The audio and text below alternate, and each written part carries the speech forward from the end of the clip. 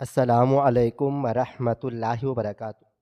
بجلی کے بل نے میری کمر توڑ دی تھی۔ مجھ جیسی بیوہ عورت کے گھر پر 1 لاکھ روپے کا بل آ گیا تھا، جبکہ ہمارا صرف ایک کرائے کا کمرہ تھا۔ میں کہاں سے 1 لاکھ روپے بھرتی، سمجھ نہیں آ رہا تھا۔ مالک مکان مجھ پر زور ڈالنے لگا کہ بل وقت پر بھر دینا۔ میرے بچے اور میں بہت زیادہ پریشان تھے۔ میں مالک مکان کے پاس چلی گئی اور پیروں میں گر گئی۔ اسے کہا کہ میں بل نہیں بھر سکتی، تو بدلے میں جو اس نے تقاضا کیا وہ سن کر میرے ہوش اڑ گئے۔ وہ تو بجلی کے بل کے بدلے مجھ سے۔ میرے ہاتھ بری طرح سے کپ کپا رہے تھے۔ میں نے ایک نظر اپنے ہاتھ میں پکڑے کاغذ پر ڈالی تھی اور دوسری نظر اپنے گھر پر۔ ایک کمرے کا چھوٹا سا مکان تھا، جس میں ایک طرف کچے صحن میں ہی غسل خانہ اور باورچی خانہ بنا ہوا تھا۔ میرے 3 چھوٹے بچے اور میں اکیلی عورت تھی۔ ایک پنکھا تھا، وہ بھی اسی وقت چلتا تھا جب بجلی آتی تھی، کیونکہ ہم جس علاقے میں رہتے تھے وہاں تقریباً 14 گھنٹے کی لوڈ شیڈنگ تھی۔ ایسے میں یہ 1 لاکھ روپے کا بل بجلی کا میرے لیے قیامت کے برابر ہی تھا۔ میں آنکھوں میں آنسو لیے اپنے معصوم بچے کو ہی دیکھ رہی تھی، جو کھانے کے انتظار میں بیٹھے تھے، لیکن اس وقت کھانے کے لیے گھر میں کچھ بھی نہیں تھا۔ مجھے چکر سے آئے تو میں چارپائی پر بیٹھ گئی۔ میرا بڑا بیٹا جو اب 10 سال کا ہو چکا تھا، وہ میری حالت دیکھ کر بھاگتا ہوا میرے قریب چلا آیا۔ امی امی آپ کو کیا ہوا ہے؟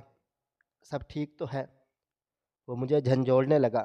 باپ کے مرنے کے بعد وہ بہت حساس ہو گیا تھا، چھوٹی چھوٹی باتوں کو محسوس کرتا تھا، میری پریشانیوں کو بھانپ لیتا تھا اور میری ہر ممکن خدمت کرنے کی کوششوں میں لگا رہتا تھا۔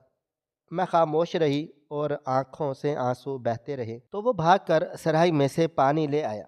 جی ہاں، سرہائی میں سے۔ آج کے دور میں جہاں سب کے گھروں میں فریج تھے، وہاں میرے گھر میں فریج تک نہیں تھا، کیونکہ نہ ہی میں فریج کی وجہ سے بجلی کا بل بھر سکتی تھی اور نہ ہی میرے پاس کوئی ایسا ساز و سامان تھا کہ جسے میں فریج میں سنبھالتی۔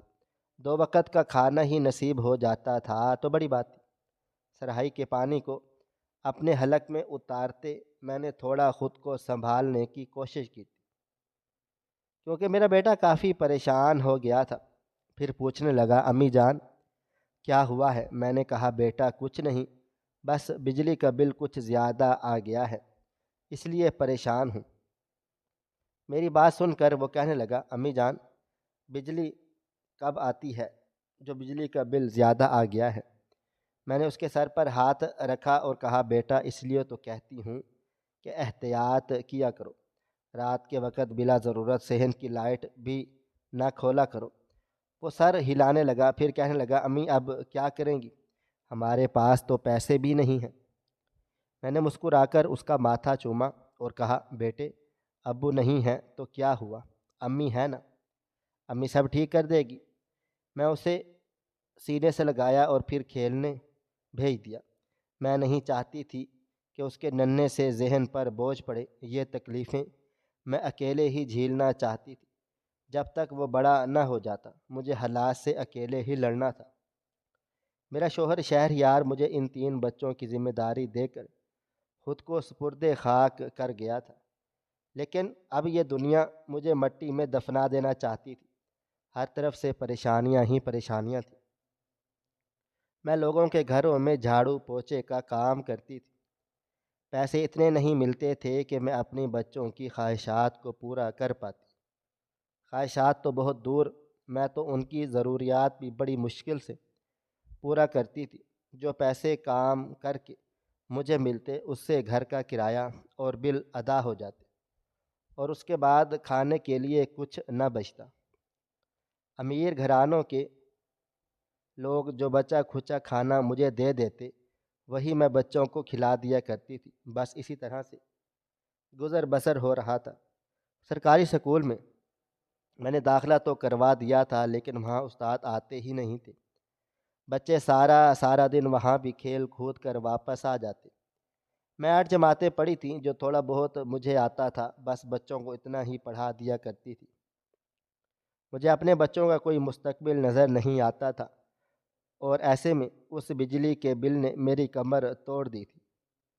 میں نے سوچا تھا کہ جہاں میں کام کرتی ہوں ان سے بات کروں گی، وہ لوگ بڑے ہیں، شاید وہی اس بل کو ٹھیک کروا دیں۔ مجھے تو یہ بھی نہیں معلوم تھا کہ بجلی کا دفتر کہاں ہے اور بل کس طرح سے کم کرواتے ہیں، وغیرہ وغیرہ۔ دوپہر کے وقت جو بل آیا تھا اس نے مجھے رات تک بے چین کیے رکھا تھا۔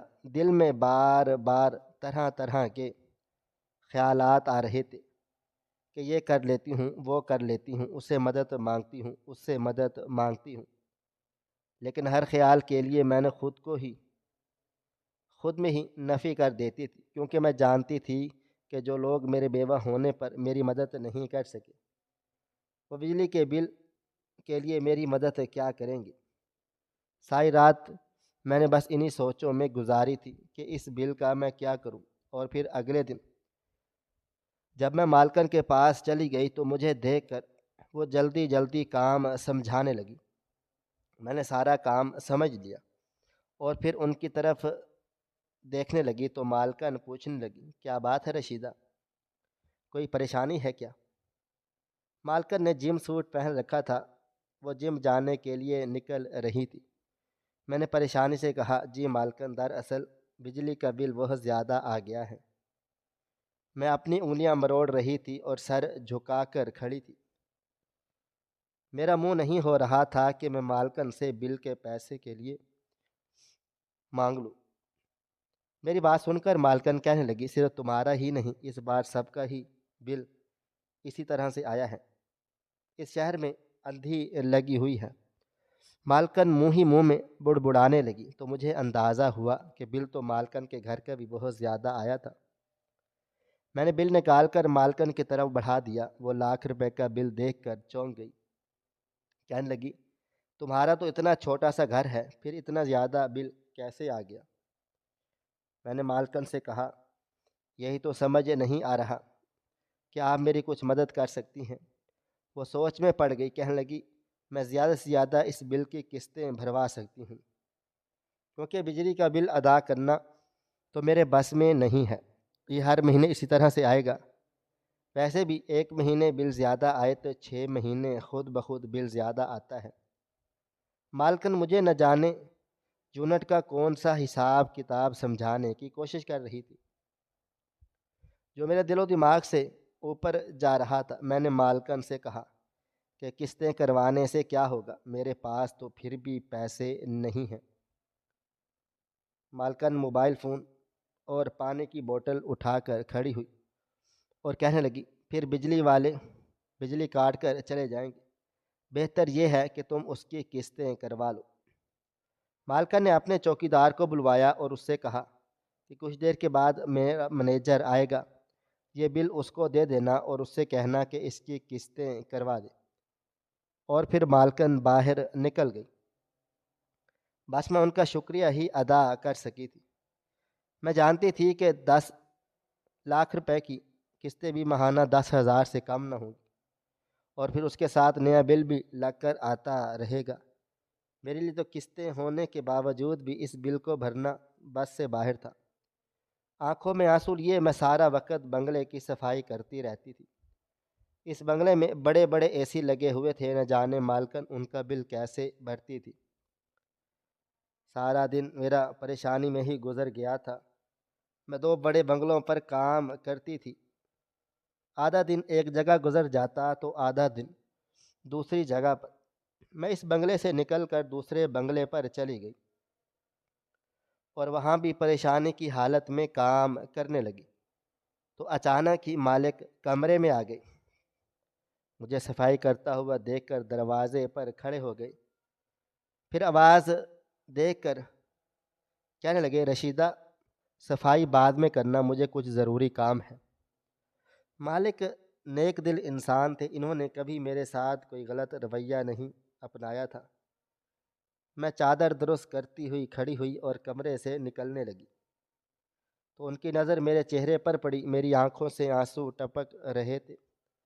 مالک نے مجھے آواز دی، پوچھنے لگے رشیدہ کیا مسئلہ ہے؟ آج تمہاری طبیعت ٹھیک نہیں ہے۔ میں نے آنسو پونچھ لیے اور کہا کہ مالک ایسی کوئی بات نہیں ہے۔ مالک بجلی کا بل لاکھ روپے آ گیا ہے اور میرے پاس تو 1000 روپے بھی نہیں ہوتے، سمجھ نہیں آ رہا کیا کروں۔ دوسرے بنگلے کی مالکن نے قسطیں کروانے کے لیے بل بھجوا دیا تو ہے، لیکن میں قسطیں بھرنے کے قابل بھی نہیں ہوں۔ میری بات سن کر مالک سوچ میں پڑ گئے اور پھر کہنے لگے اچھا چلو، قسط ہو کر آئے گی تو مجھے بتا دینا، جو میں کر سکتا ہوں کر دوں گا۔ میں نے مالک کا شکریہ ادا کیا اور دل کو تھوڑی سی تسلی دی۔ یہ امید بن گئی کہ مالک میرے بل کی قسطیں بھر دیں گے۔ اور پھر 2 دن گزر گئے۔ 2 دن کے بعد میرا بل ہو کر آیا تو میری پریشانی کم ہونے کی بجائے اور زیادہ بڑھ گئی، کیونکہ ایک قسط 12,000 روپے کی تھی اور پھر اس میں اگلے مہینے کا بھی بل لگنا تھا۔ میں نے سوچا کہ مالک کو بل دوں گی تو شاید وہ مجھے کچھ رقم دے دیں گے، اس لیے اگلے دن ہی میں بنگلے پر گئی اور میں نے مالک کے ہاتھ میں بل دیا۔ وہ بل دیکھ ہی رہے تھے کہ وہاں پر مالکن آ گئی۔ وہ کہنے لگی یہ کیا ہے؟ مالک نے انہیں بتایا کہ یہ رشیدہ کا بل ہے، اتنا زیادہ بل آ گیا ہے۔ اس نے بل مالک کے ہاتھ سے جھپٹا اور مجھے پکڑاتے ہوئے کہنے لگی اپنے مسئلے اپنے گھر میں رکھا کرو، میرے شوہر کو اپنے مسئلوں کے بارے میں نہ ہی بتایا کرو تو اچھا ہے۔ مالکن اچانک یہ غصے میں آ گئی تھی اور میں شرمندہ ہو کر رہ گئی، جبکہ مالک غصے سے مالکن کو دیکھے جا رہے تھے، لیکن وہ کچھ بھی نہ کہہ سکے تھے۔ پھر مالکن نے مالک کو دفتر بھجوا دیا اور ان کے جانے کے بعد کہنے لگی تم جوان بیوہ عورت ہو، اچھی طرح سے جانتی ہو تم جیسی عورتوں دوسروں کے مردوں پر نظر رکھتی ہیں۔ ہمدردی کے بہانے میرے شوہر کو خود سے قریب کر کے اس کا دل جیتنے کی کوشش نہ ہی کرو تو بہتر ہے۔ مالکن کا لہجہ ایسا تھا کہ جیسے کسی نانگ نے ڈس لیا ہو۔ سچ تو یہ تھا کہ میں بیوہ بھی تھی اور خوبصورت بھی، لیکن میں نے کبھی اپنی خوبصورتی کا فائدہ اٹھانے کی کوشش نہیں کی تھی۔ مالکن کی باتیں سن کر میں نے بل واپس اپنے پرس میں رکھ لیا تھا اور بس آنسو صاف کیے اور صفائی کرنے لگ گئی تھی۔ مجھے تو یہ خوف ہو گیا تھا کہ کہیں میرا کام بھی چلا نہ جائے۔ اگر مالکن کو مجھ سے ذرا بھی مسئلہ ہوتا تو وہ کھڑے کھڑے مجھے کام سے نکال دیتی، کیونکہ مالکن کی فطرت ایسی ہی تھی۔ وہ غصے کی ذرا تیز تھی اور مالک ان سے بالکل الگ تھلگ تھے۔ وہ نرم مزاج اور نیک دل انسان تھے، ملازموں کی خدمت کیا کرتے تھے، اور اب بھی اگر مالکن درمیان میں نہ آتی تو شاید وہ میری مدد کر دیتے۔ میں واپس شام کو گھر لوٹی تو بہت زیادہ پریشان تھی۔ کوئی سرا نظر نہیں آ رہا تھا، کس طرح اس مشکل کو حل کروں۔ میں ایسے ہی چارپائی پر لیٹ گئی تو میرا بڑا بیٹا میرے پاؤں دبانے لگا۔ خود بخود تھکن سے میری آنکھیں بند ہونے لگی۔ پچھلی رات بھی میں نے جا کر گزاری تھی۔ آنکھیں بند ہوتی ہی مجھے شہریار کا چہرہ نظر آ گیا تھا۔ وہ مسکراتے ہوئے کہہ رہا تھا کہ اتنی جلدی ہار گئی، ابھی تو تمہیں ہمارے بچوں کا مستقبل سنوارنا ہے۔ شہریار کی شکل نظر آتے ہی میری آنکھوں میں پانی بھرنے لگا تھا۔ مست میں ماضی کے خوبصورت لمحات مجھے یاد آ رہے تھے۔ شہریار کے ہوتے ہوئے میں نے کبھی دنیا کی دھوپ نہیں دیکھی تھی۔ وہ ہمیشہ مجھے اپنے سائے میں اپنی حفاظت میں رکھتے تھے۔ کس طرح گھر کا خرچہ چلتا، کیسے بجلی کا بل ادا ہوتا، کیسے ہمارے دکھ بیماریوں میں وہ ہمیں دوائیں دلاتے، میں کچھ بھی نہیں جانتی تھی۔ بس کچھ بھی مسئلہ ہوتا اور میں شہریار کو بتا دیتی، اور اگلے ہی دن شہریار کسی نہ کسی طرح ہماری پریشانی کو حل کر دیتے۔ کبھی کبھی میں نے انہیں راتوں کو جاگتے ہوئے بھی دیکھا تھا، شاید دنیا کی فکریں انہیں کھائے چلے جا رہی تھی، لیکن میں کچھ بھی سمجھ نہیں سکی تھی۔ میں جب بھی پوچھتی کہ آپ کیوں جاگ رہے ہیں تو مسکرا کر کہتی کہ تمہیں دیکھ رہا ہوں، لیکن اب مجھے سمجھ آ رہا تھا کہ دنیا داری اور گھر کا نظام چلانا کتنا مشکل کام تھا۔ میں بس اپنے آنسوؤں کو آنکھوں میں ہی سمیٹ دیتی اپنے بیٹے کو دیکھنے لگ گئی تھی۔ مجھے امید تھی کہ جلد ہی وہ بڑا ہو کر میرا بازو بنے گا۔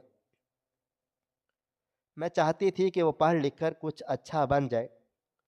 میرا بیٹا میرا خدمت گزار بچہ تھا، اب بھی میرے پاس سے ہٹا نہیں تھا، جبکہ دونوں چھوٹے بچے کھیل کود رہے تھے۔ گھر کا دروازہ تھوڑی دیر کے بعد زور زور سے بجنے لگا تھا۔ میں نے یاسر سے کہا کہ دیکھو تو صحیح کون آیا ہے۔ یاسر نے دروازہ کھولا تو مالک مکان کی آواز میرے کانوں میں پڑی۔ وہ پوچھ رہا تھا، تمہاری اماں کہاں ہیں؟ میں نے جلدی سے چادر پہنی اور دروازے پر چلی گئی تو وہ غصے میں کہنے لگا، اس مہینے کا کرایہ اب تک نہیں آیا اور نہ ہی تم نے بجلی کا بل جمع کروا کر بل مجھے دیا ہے۔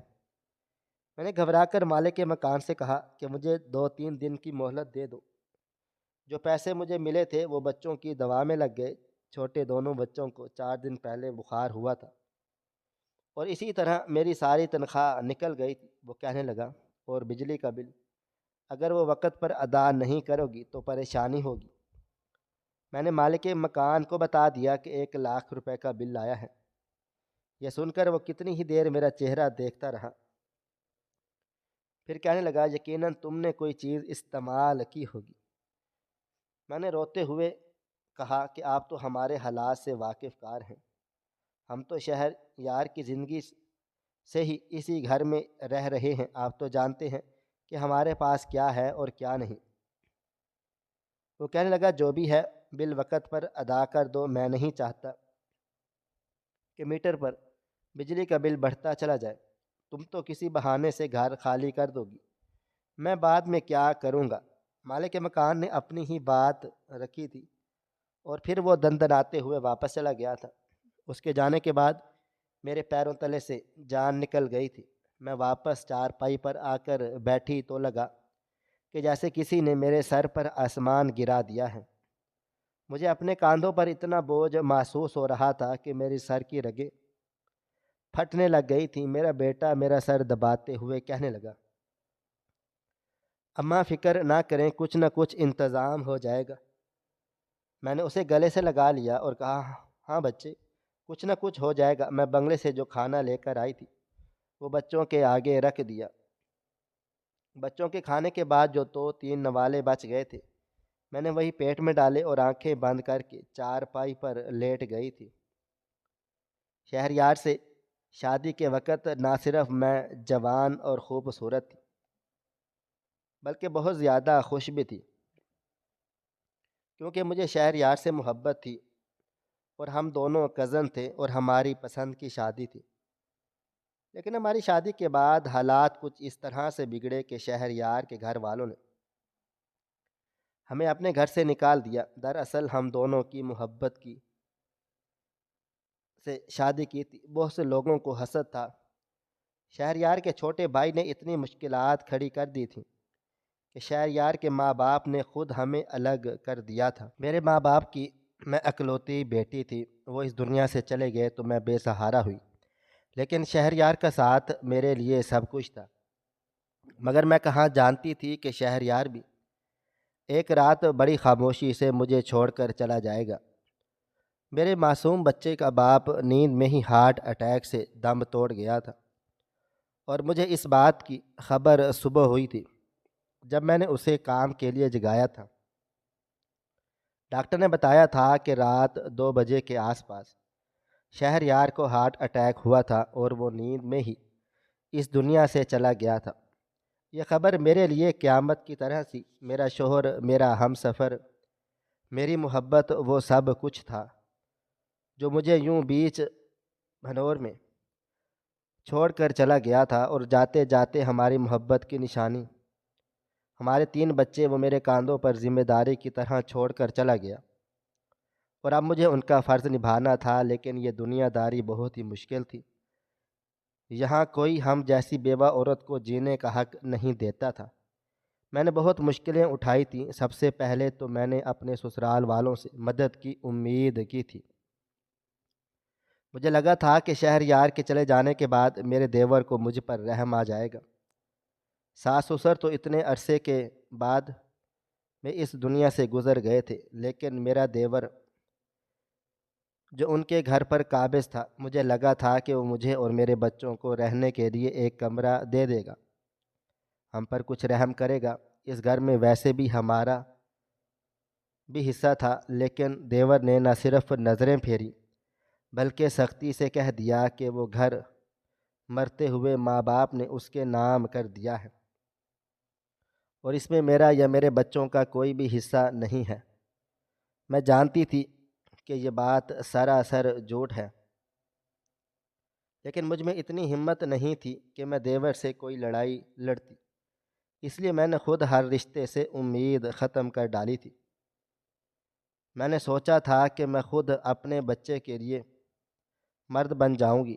میں نے کتنے ہی گھروں میں کام کرنے کی کوشش کی تھی، لیکن مردوں کی بدنیتی نے مجھے کام چھوڑنے پر مجبور کر دیا تھا۔ آخر میں بس جا کر یہ 2 بنگلے تھے جہاں میں کام کر کے کچھ پیسے کما لیا کرتی تھی، اور ان دونوں بنگلوں میں مجھے اپنی عزت کا کوئی خطرہ نہیں تھا، لیکن وہاں دوسری پریشانیاں اپنی جگہ تھی۔ کام بہت زیادہ تھا، مالک سخت تھے اور چھٹی کی کوئی اجازت نہیں تھی۔ چاہے میں مر رہی ہوں لیکن کام پر جانا ضروری تھا۔ ایسے میں بھی اپنی زندگی کی گاڑی کو صبر کے ساتھ گھسیٹ رہی تھی، مگر اس بجلی کے بل نے تو مجھے کہیں کا نہ چھوڑا۔ میں وہ بل سینے سے لگائے ساری رات روتی رہی تھی۔ شہریار کی یاد نے مجھے تڑپا کر رکھ دیا تھا۔ اگلی صبح میں پھر اپنے کام پر نکل گئی تھی، لیکن میرا سارا ذہن اسی بات پر اٹکا ہوا تھا کہ میں بل کا کیا کروں گی۔ اور پھر مجھے بالآخر یہی خیال آیا تھا کہ میں مالک مکان سے کہوں کہ کسی طرح وہ میری مدد کر دے، کیونکہ مالک مکان ایک امیر آدمی تھا۔ وہ چاہتا تو اس بل کو آسانی سے بھر سکتا تھا، وہ چاہتا تو میرے کرائے کو کم بھی کر دیتا، لیکن اس نے کبھی ہم پر ترس کھایا ہی نہیں تھا اور نہ ہی میں نے کبھی رحم کی امید کی تھی۔ مگر اب حالات نے اتنا مجبور کیا تھا کہ بنگلوں سے واپسی پر میں مالک مکان کے دروازے پر پہنچ گئی اور اس کے آگے بجلی کا بل رکھ کر میں نے ہاتھ جوڑ دیے تھے۔ وہ مجھے بڑی گہری نظروں سے دیکھ رہا تھا، میری آنکھوں میں آنسو آ گئے تھے، ہاتھ پاؤں کانپ رہے تھے اور میں نے اپنے وجود کو چادر میں چھپا رکھا تھا۔ میری بات سن کر مالک مکان نے ایک ایسی شرط میرے آگے رکھی تھی کہ جسے سن کر میرے رونگٹے کھڑے ہو گئے تھے۔ میں نے سوچا بھی نہیں تھا کہ 40 سال کا مالک مکان مجھ سے ایک ایسی بات کرے گا۔ میں نے مالک مکان کے آگے اپنی ساری مجبوریاں بیان کی تو وہ کہنے لگا، دیکھو رشیدہ، میری بات کا غلط مطلب نہ لینا، تم اکیلی عورت ہو، 3 بچوں کا ساتھ ہے، تم بھی جانتی ہو کہ ان حالات میں گزارا کرنا کتنا مشکل ہے۔ مہنگائی ہر گزرتے دن کے ساتھ بڑھ رہی ہے، اور پھر یہ مسئلہ صرف ایک دن کا نہیں ہے، ساری زندگی اس مسئلے کو بھگتنا ہی ہے۔ اس لیے بہتر یہ ہے کہ تم اپنے مستقبل کو محفوظ کرنے کے بارے میں سوچو۔ تم ابھی جوان ہو، خوبصورت ہو، 30 سال کی تو ہو، تمہیں اپنی زندگی کو آگے بڑھانا چاہیے۔ مالک مکان کی بات سن کر میں چونک کر اس کا چہرہ دیکھنے لگی تھی۔ وہ مسکرا دیا اور کہنے لگا کہ میں شادی کی بات کر رہا ہوں، تمہیں شادی کر لینی چاہیے، تمہارے بچوں کو باپ مل جائے گا اور تمہیں ایک محافظ۔ میں ایک دم ہی ہکا بکا رہ گئی۔ میں نے کہا، میں شادی کیسے کر سکتی ہوں؟ میں 3 بچوں کی ماں ہوں اور مجھ سے شادی کون کرے گا؟ کون میری ذمہ داری اٹھائے گا؟ کون میرے بچوں کو باپ کی طرح پیار دے گا؟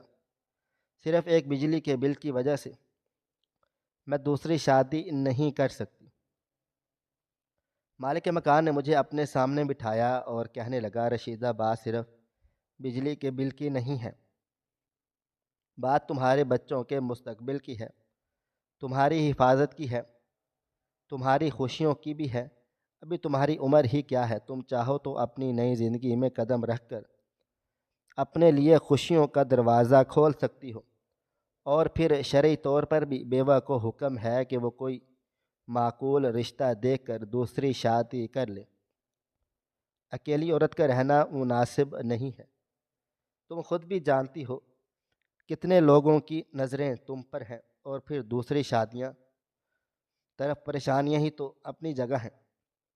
اگر تم چاہو تو میں تمہاری مدد کر سکتا ہوں، لیکن بل بھرنے میں نہیں، بلکہ ہمیشہ کے لیے تمہارا خرچہ اٹھانے والے شخص سے تمہاری شادی کروا کر۔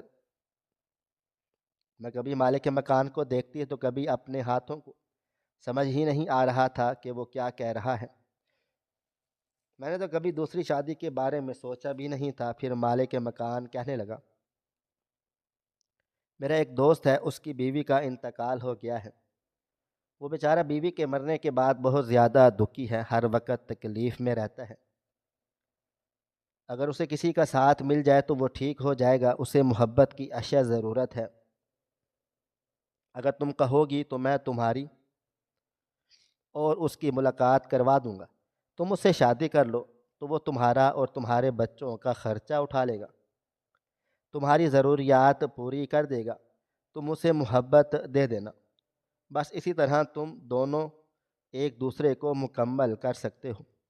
اگر تم مدد چاہو گی تو میں بل بھرنے میں تمہاری مدد کروں گا، لیکن یاد رکھنا یہ چند دنوں کی بات نہیں ہے، تمہیں ساری زندگی بہت سی آزمائشوں کو جھیلنا ہوگا۔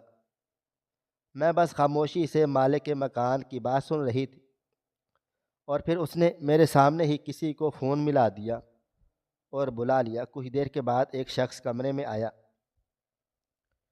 اسے دیکھ کر میں حیران و پریشان رہ گئی۔ وہ بہت ہی خوبصورت تھا، جوان اور ہینڈسم تھا، لیکن اس کی آنکھوں میں ایک عجیب سی اداسی تھی، بالکل ویران آنکھیں، جیسے شہریار کے جانے کے بعد میری ہو گئی تھی۔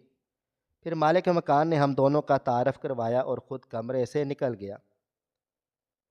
وہ شخص کچھ دیر کے بعد مجھے بتانے لگا کہ کس طرح بچے کی ولادت کے وقت ان کی بیوی کا انتقال ہو گیا ہے، اور وہ اسی وجہ سے بہت زیادہ ڈپریشن کا شکار ہیں۔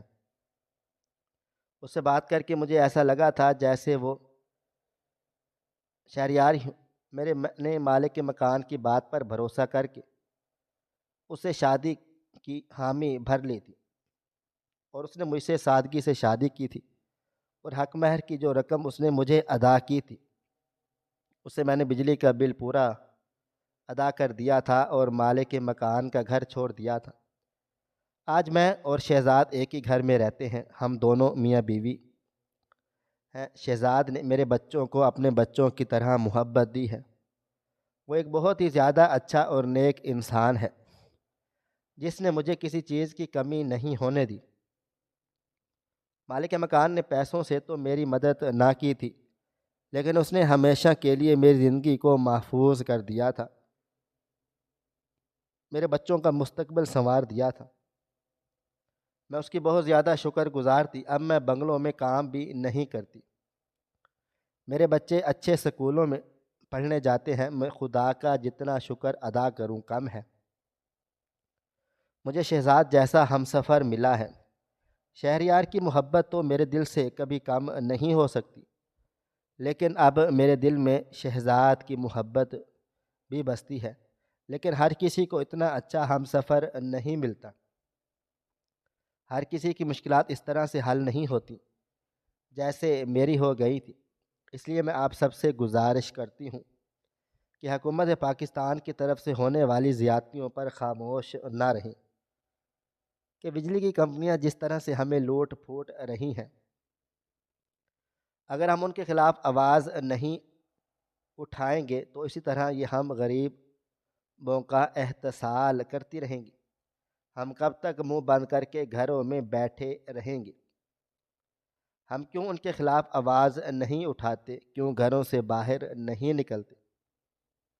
اگر اس دن مالک مکان میری اور شہزاد کی ملاقات نہ کرواتا یا میری مدد نہ کرتا تو شاید میرے پاس آخری حل خودکشی ہوتا، کیونکہ میں نے یہی سوچا تھا کہ اگر میں بجلی کا بل ادا نہیں کر سکتی تو خود کو اور بچوں کو پنکھے سے لٹکا لوں گی اور ہمیشہ ہمیشہ کے لیے اس دنیا سے چلی جاؤں گی، کیونکہ بے عزت ہونے سے بہتر ہے میرے لیے مر جانا تھا۔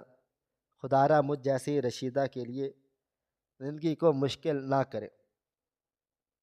سفید پوش لوگ آپ کے انکار پر دوبارہ سوال تک نہیں کرتے، یعنی کہ ان کے لیے یہ مر مٹنے کا مقام ہوتا ہے کہ انہیں آپ کی منت سماجت کرنی پڑے، آپ کے آگے ہاتھ جوڑنے پڑے۔ یہ مفت راشن لینے کو خیرات سمجھتے ہیں اور اسے عیب سمجھتے ہیں، کیونکہ سفید پوش اپنی سفید پوشی کا بھرم رکھتے ہوئے فاقے میں سکون سے زندگی گزار لیتے ہیں، اور وہ اس دن سے ڈرتے ہیں جب انہیں کسی کے آگے ہاتھ پھیلانا پڑے، سوال کرنا پڑے۔